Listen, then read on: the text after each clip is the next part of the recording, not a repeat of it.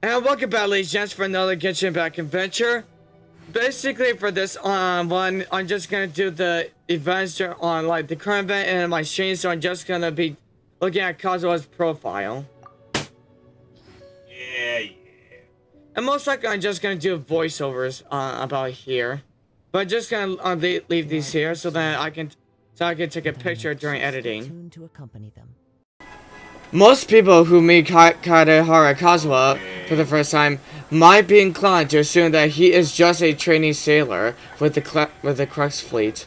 After all, he is a gentle soul who enjoys reciting poetry when idle, and who speaks to everyone in a leisurely manner. Who could tell that he is a wanted man throughout Inazuma? Even Beidou, ever the good judge of character, could not tell that Kazuha will wield a sword with the skill of a seasoned warrior when she first decided to take him in. Who knows if it was the storms of life that smoothed out his rough edges, or if his natural restraint has kept his edge sheathed. Oh, yeah. The Crux fleet, an armed fleet from Liyue, spends much of the year on the high seas, and its sailors are quite used to the vagaries of life in other nations.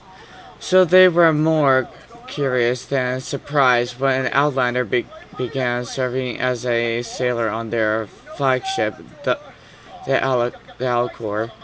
The sailor in question was picked up when the Alcor docked at the Inazuma port Arito.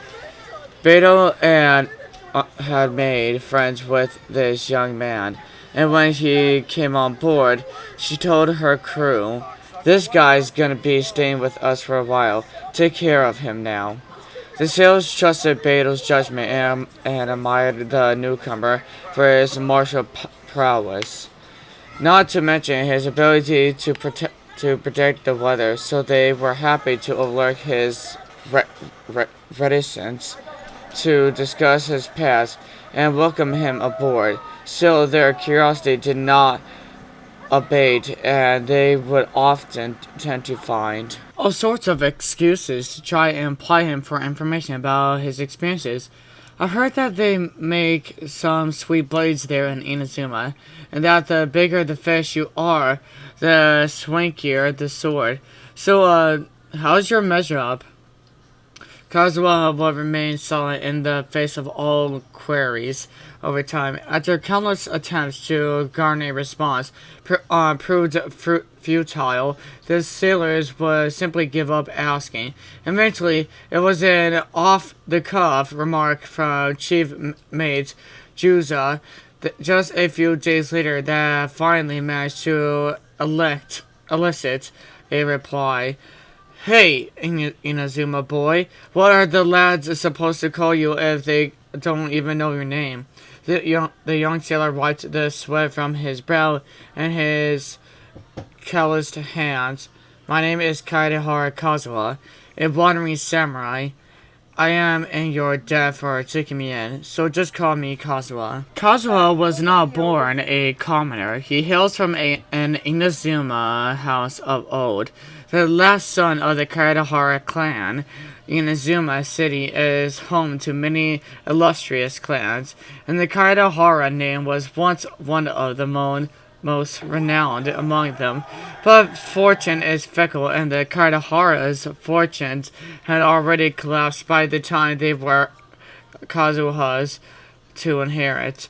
As the young master of the house, Kazuha could do nothing but watch as his family future crumbled around him. But as helpless as this made him feel, when the moment came that the home was officially repossessed and the attendant was finally dismissed, he breathed a sigh of relief. As far as he was concerned, this was a golden opportunity to begin leading a free and wandering life. He had always longed to roam the mountains and forests and had held a deep admiration for the beauty and authenticity of nature. Since his youth to Kazuha, nature had never been silent and had always spoken to him, conveying its feelings in its own unique language.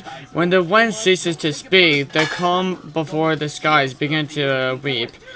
When silent springs suddenly leap into activity, it is the omen of a great earthquake. There are the unique poetics that nature has bestowed upon him, and Kazuha was never one to be preoccupied with luxury. Anyway, so if the burden of family responsibility should drop from his shoulders, why not go wandering and travel light? Thus did Kazuha strike out on his journey by falling leaf in the yard carried away by the wind. All travelers who outdoors roam need some skill to call their own. For Kazuha, this is his ability to read the sounds of nature. After leaving Inazuma City, Kazuha wandered here and there. Things are different now. All of nature was his treasured home, and the sounds of wind and water beneath the sight of drifting clouds set his heart at ease. All that he saw on the road filled him with curiosity. It was in the state of mind that Kazuha arrived at a mountain in the south. It was early summer, and the frequent heavy rainfall had turned the mountain roads to mud. Seeing the night was soon to fall, Kazuha decided to find somewhere to shelter from the rain. No sooner had he had this thought then he turned around to see a small straw hut at the far end of the road. The traveling merchant with whom he was traveling at the time whooped for joy at the sight of the hut. Kazuha, look! We'll have roof over our heads tonight. But Kazuha did not speak. He paused and listened intently for a long while before he finally replied. If you were to ask my opinion, it may be best to stay away. The merchant did not wish to remain in the rain. He left Kazuha and made his way to the house. Upon knocking at the door, the traveling merchant was met by a lovely woman who offered him shelter, tea, food, and even bedding for the night. Perhaps it was the excellent food, but the merchant quickly became drowsy and fell asleep immediately after finishing his meal. When he woke up the following morning, there was no roof over his head. The bright sunlight pierced his eyes, and all that he could see was Kazuha standing nearby, looking down at him and smiling. Before the merchant could speak, he vomited a great pile of leaves and mud. And as for the bedding upon which he had slept, suddenly, it too was mud. Kazuha smiled and said, "The wind is weaker where there are houses."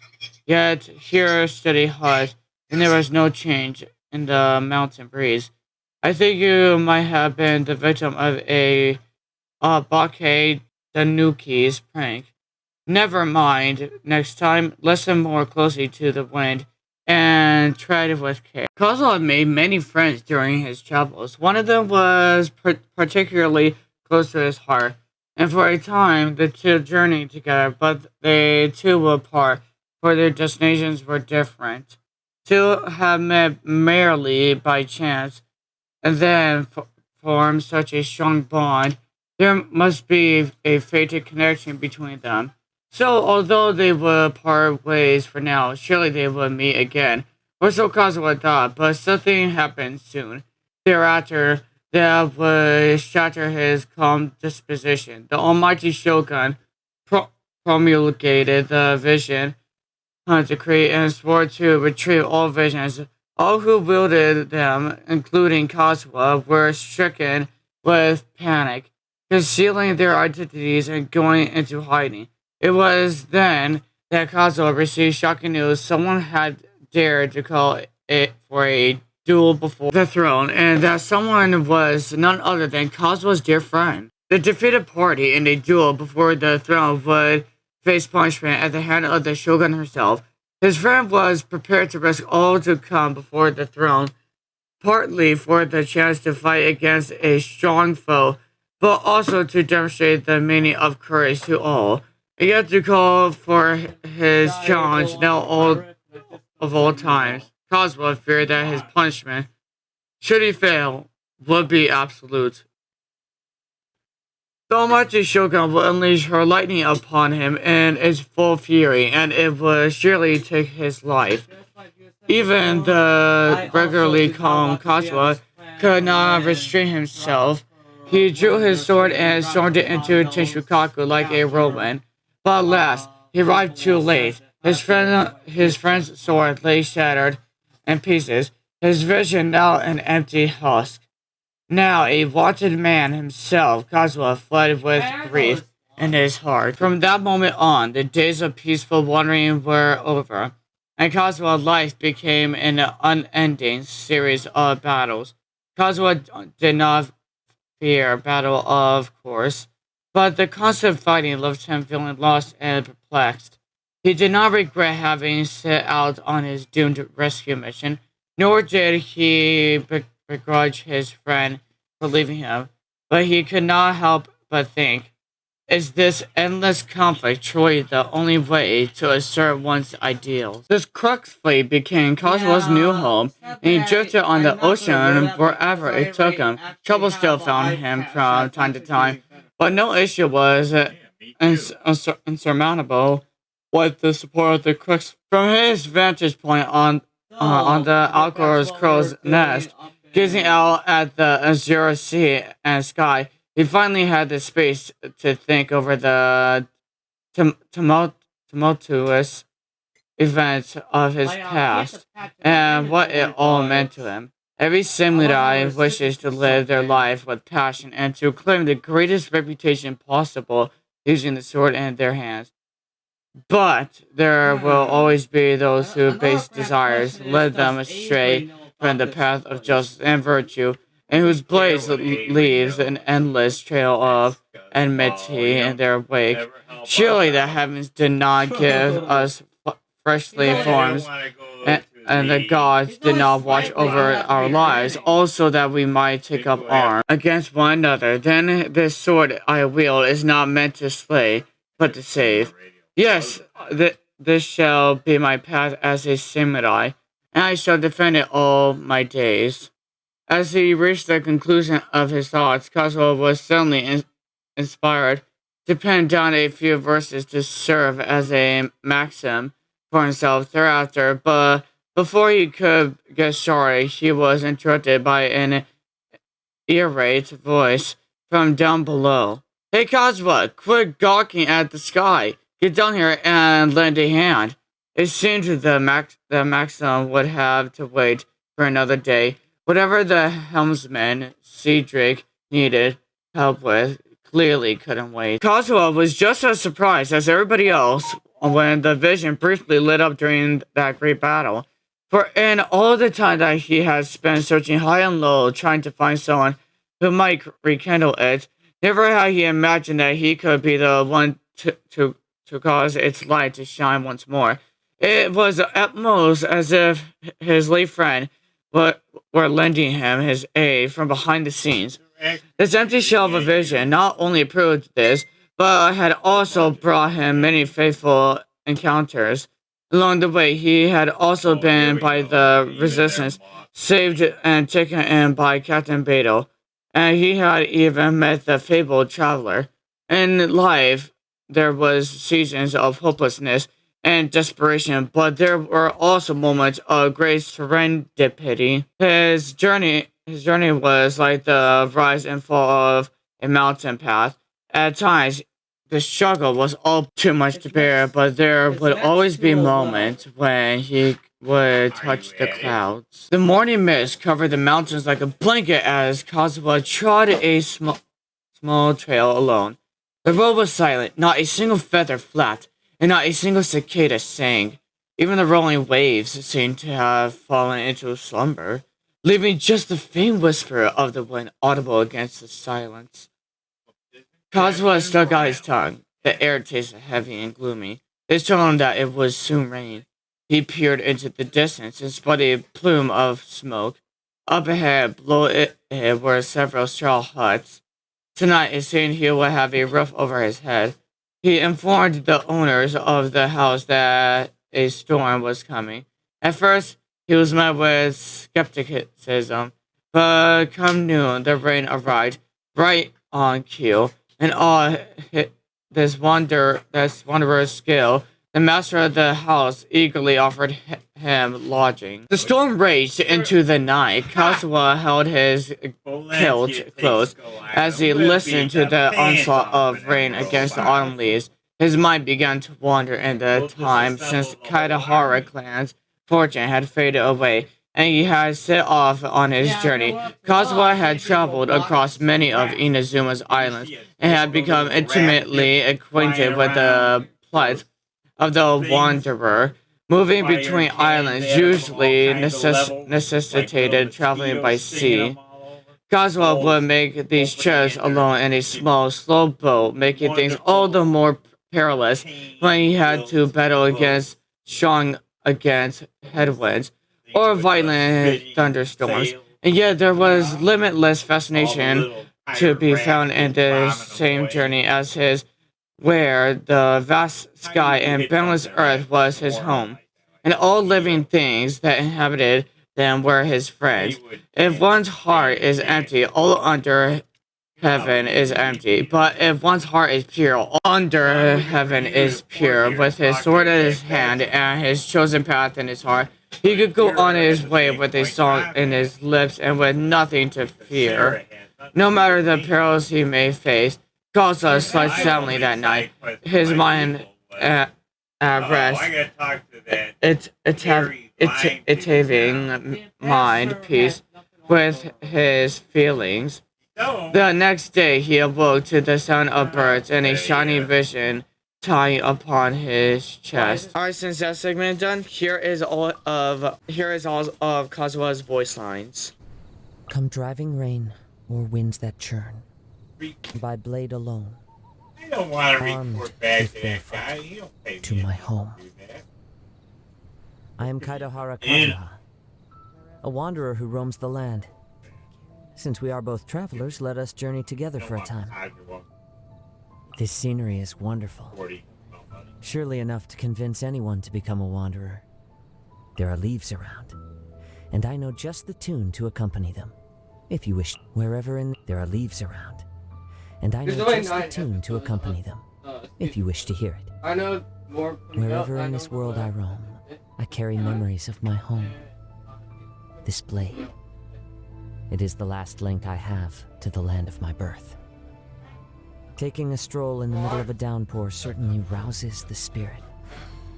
But it's best to dry your clothes as soon as possible after the rain stops. Compared to the storms I've encountered out at sea, this is really quite tame. I love it when it snows. The world falls completely silent, and I can sleep undisturbed. Clear weather all around brightens the heart. The bird song at daybreak is nature's gift to us. Let us go. Our journey begins anew. The midday sun has a way of making one yearn for a moment of sleep. Let's say we find ourselves a place to rest. I gaze up at the moon and lend my ear to the gentle breeze, with wine in my cup and peace in my heart. Have a wonderful evening. The wind has ceased. The world is silent, so now is the best time to rest well. See you tomorrow. In truth, not every night out at sea is filled with wind and waves. When the weather is clear, the moonlight flows over the rippling water and schools of fish circle the ship's hull. At moments like that, when I look out into the distance from the prow, I feel like this journey is worth it. The only thing that takes away from that feeling is the sailors singing. They're so loud. Don't they need to sleep? The Kaedehara clan was once a famed samurai clan. By the time the noble name passed to me, the title itself was all that was left. But it is enough for me. A samurai has no need of a lavish life. We find all that we need in wine, song, and the blade in our hands. Let's say you join me out at sea someday when the weather's fine.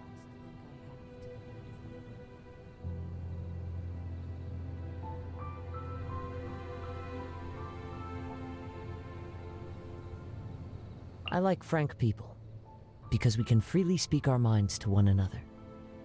There is no need to hide anything that you wish to say. I hear the voices of all things in nature, and that includes yours. As I see it, a vision is the proof of one's strength, not the source of it. It symbolizes the mortal desire to always keep moving forward. But in this endeavor, we samurai place our faith in our blades alone. Ah, you'd like to learn the art of the sword. Let me see. All right. Here, take this. It's a bamboo blade I just made. With these, we can practice sparring without having to worry about getting injured. On this mountain path where the red leaves lifeless lie, my heart calls for a companion, echoing the deer's cry. I do love maple leaves, but it is a shame that so many goodbyes seem to happen when they turn red. Farewell, dear gulls. Please calm your cries. From this day forth, I am a wanderer once more. I owe Beidou my life. She took me in when I fled from Inazuma, and gave me the courage to return there at the most difficult time of my life. She is a comrade in whom I and all the other sailors can place our trust. When I was a wanted man, the Resistance gave me a lot of help. The time I spent with Goro was brief, but he left a deep impression on me. He's the type of person who says whatever's on his mind. He shares the highs and lows of his subordinates and is never afraid to draw his sword for the sake of a friend. That's the kind of person I can really get along with. She defeated my friend in a duel before the throne, which I accept as proof of her great strength. But she uses that strength to serve as an oppressor's lackey, leading the Kujo clan's troops to relentlessly seek out and confiscate visions. This, I cannot forgive. I see. So she does have her own ideals that she's fighting for. But I have to wonder, can the Kujo family flourish as they did before, once this storm has passed? I've asked myself this question many times since leaving Inazuma. Do I simply resent the Raiden Shogun because of what happened in that duel? Because of the lethal stroke she dealt my dear friend? I've thought about this a good long time, and I believe the answer is no.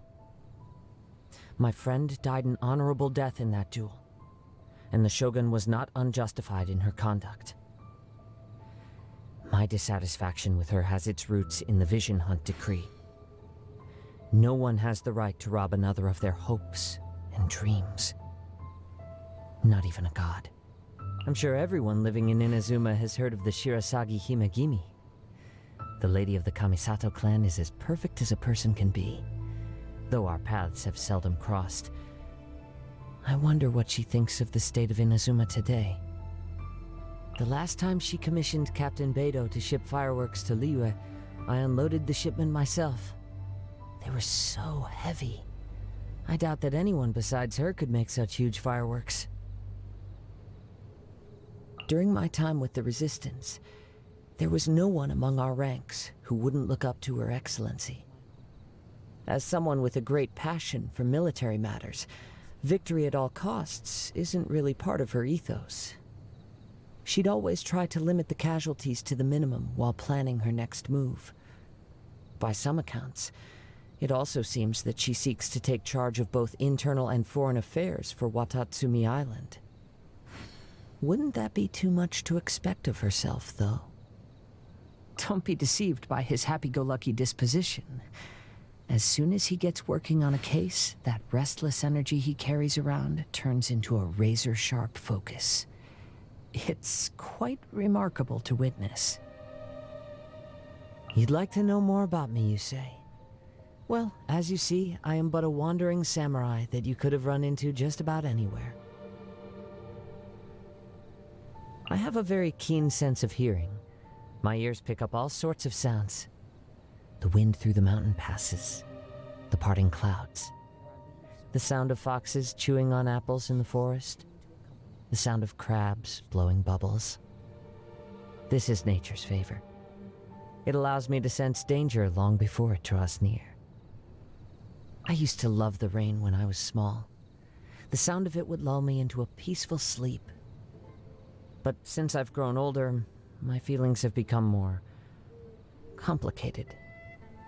I still like to listen to the rain today, but whenever I see the storm clouds start to gather, my heart sinks. And I can't help but wonder, will some nice person let me stay the night today? Listening to the rain in drenched clothes is hardly peaceful. Nothing can be when you're constantly interrupting yourself by sneezing. I never stay in a single place for very long. Stagnancy dulls both my connection with nature and the blade I wield. While I am still able to, I want to travel far and wide and meet all sorts of different people. Don't worry. Even if the day comes for us to go our separate ways, I am certain that we will meet again in some corner of the world. The fate that brings people together is not a cord so easily cut. I like falling asleep on a warm rock that's been soaking in the mid-afternoon sun, then waking up and continuing on my journey with no particular aim in mind. So long as I have my blade by my side, there is nowhere I cannot go. The sounds of nature turn into a clamor of noise during stormy weather. It becomes a constant buzz in my ears. If it happens at night, I end up tossing and turning all night long without getting a wink of sleep. It's quite the headache. The most easily obtainable food source when you're out at sea is, of course, fish. So it goes without saying that a seafaring adventurer must give careful consideration to how to cook a tasty fish-based meal. If the chance arises, I'd like you to try some of my cooking. I am not particularly fond of food that's thrown together in a hurry without much care and attention. The way I see it, if your meal consists of a single fish, you should grill it to perfection. Eating is supposed to be an enjoyable experience, so how can we stand to be so slapdash about it?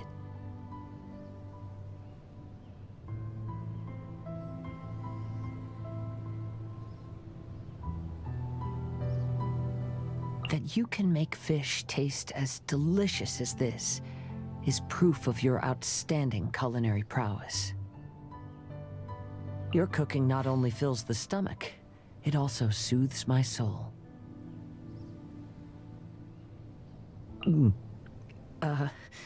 Perhaps you should get some rest? A weary mind is a recipe for flavorless food. My blade grows keener. The sound of snow as it lands on the ground is so faint as to be practically non-existent. But now my senses are sharper than ever, and I believe I should be able to discern it. The waves rise high out in the open seas. I, too, must reach new heights of strength. As one travels the world, sorrows and frustrations are bound to journey with you. But I find that I've grown since meeting you, both in martial arts and in strength of character. I am confident that I will be more at ease in life from this point forth.